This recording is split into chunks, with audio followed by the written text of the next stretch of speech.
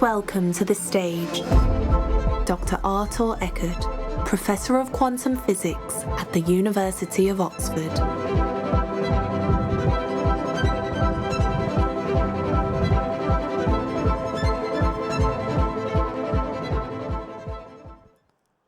Well, good afternoon, everyone. It's my pleasure to be here. And in this rather brief talk, I would like to give you some sense of excitement that we had in the community, in the quantum community, trying to understand or get some extra insight into the nature of randomness. Now, randomness itself, or trying to understand randomness, comprehend the nature of randomness, is actually quite an old topic. So in fact, even ancient Greeks and ancient philosophers debated the nature of randomness. The question is it objective? Is it out there, really? Or is it something in your mind? Is it something that reflects the lack of your knowledge about something that may otherwise to be perfectly deterministic? And, some philosophers, like, say, Democritus, said, well, it's subjective. All those little things called atoms, they follow clear trajectories, so it's our lack of knowledge. But some others, like, say, Epicurus, said, meh, it's objective, it's somewhere there. The nature does it. And some others, like Aristotle, said, well, randomness seems to be a weird thing, not subject to rational comprehension, so therefore he just put the whole studies of randomness conveniently outside the realm of rational investigation. So it's something that's science is not supposed to be really dealing with.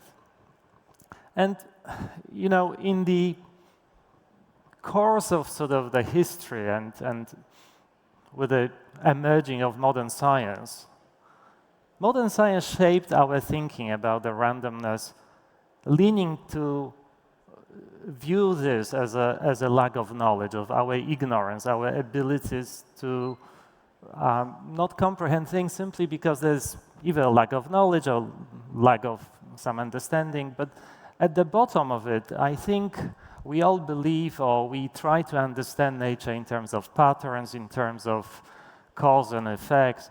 So there's not so much space for randomness in the classical physics in general. Now, that of course changed a lot with quantum physics. With quantum physics, we started observing phenomena where identical preparations can lead to different outcomes. So that was sort of pointing in the direction that actually randomness may be there.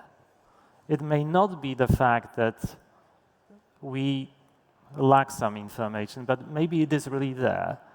But that kind of worldview was rather alien to most physicists at the time, and most notably to Albert Einstein, who simply couldn't take this. So for him, at the bottom of it all should be some order, should be some predictability.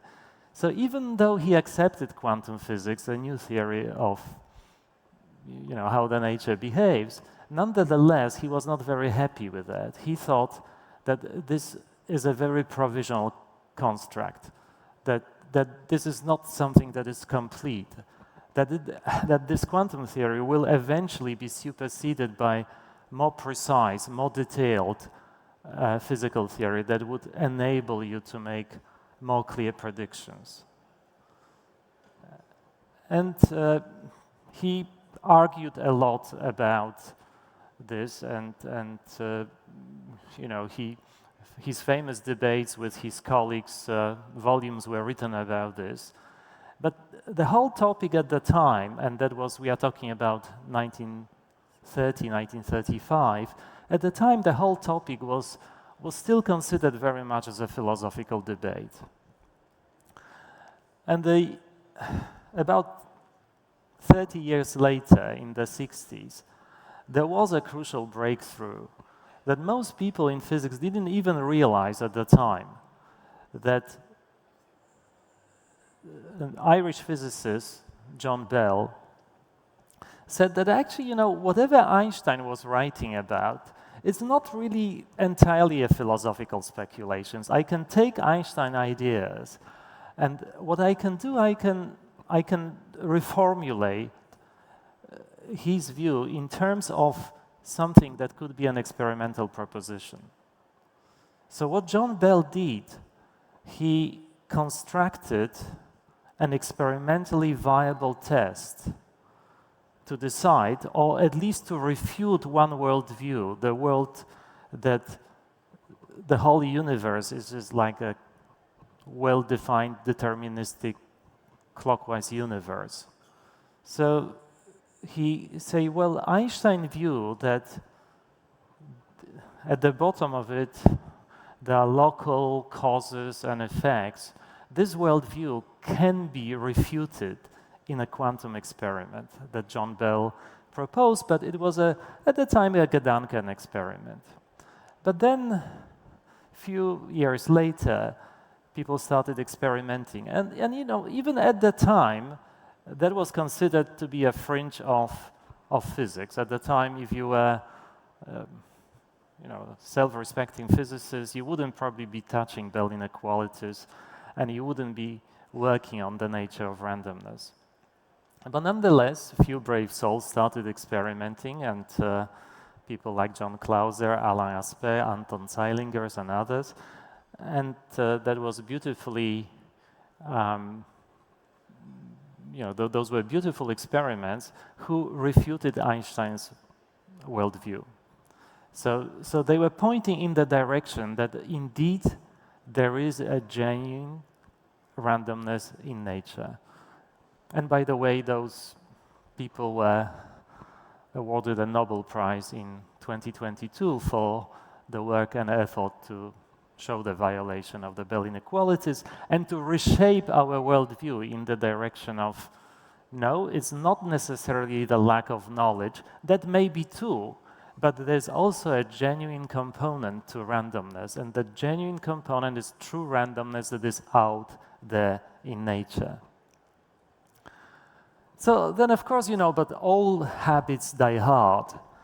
And there's still a group of colleagues in our community that they think, well, maybe we can defend that determinism. Maybe we can still think about the whole world being deterministic.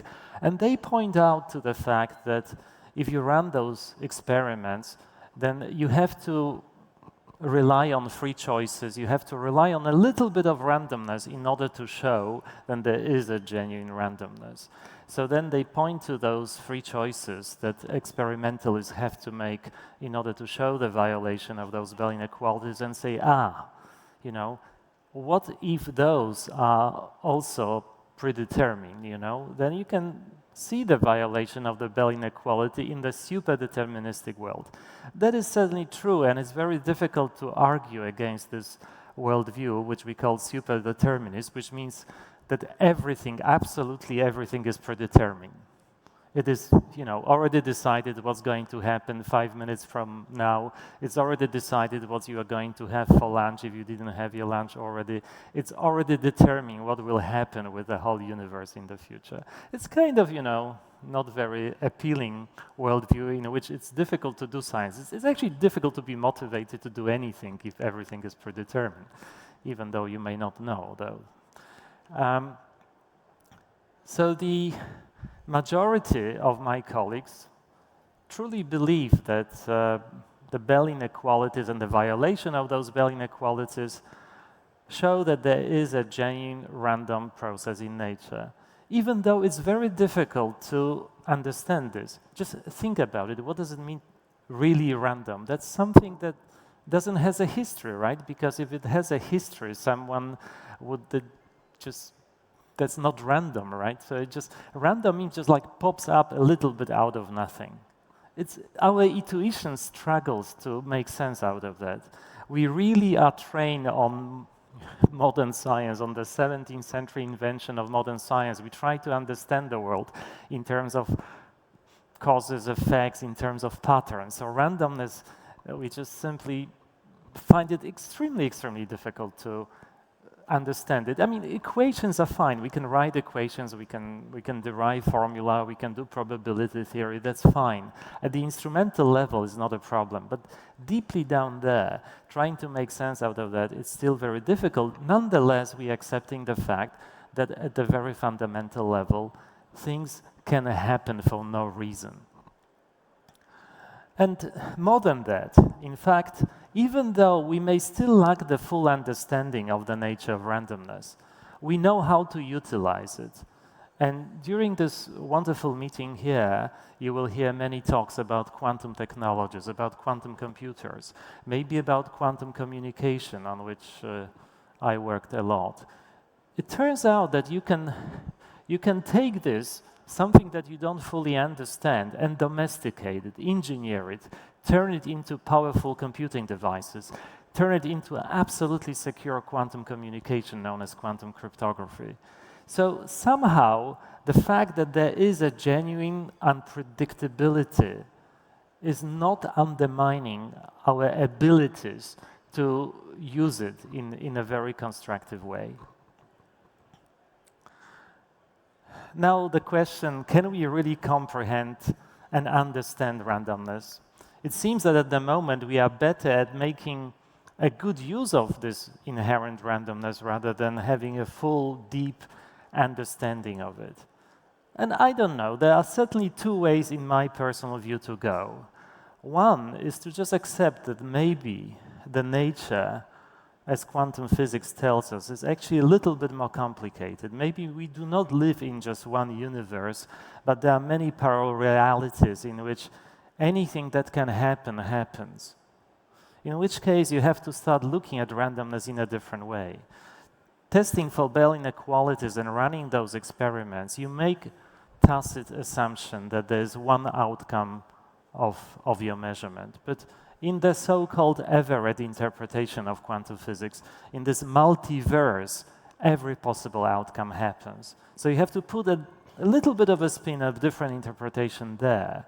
And I think that a mergers of randomness and maybe a beautiful fusion of objective versus subjective can be achieved perhaps with this Everett interpretation, simply because you may view that the appearance of randomness, subjective, is looking at certain events not from the multiverse as the whole, but from the perspective of the so-called one branch or one universe.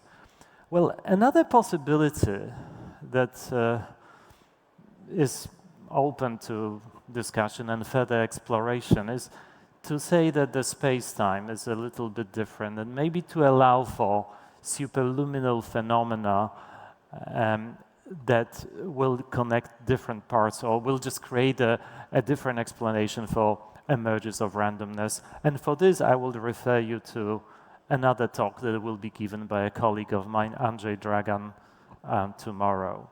So in the end, randomness is still something that we struggle to understand. We have much deeper insight to what it is, but no matter what it is, we already know how to make a wonderful and good use of it in terms of quantum technologies. Thank you very much for your attention.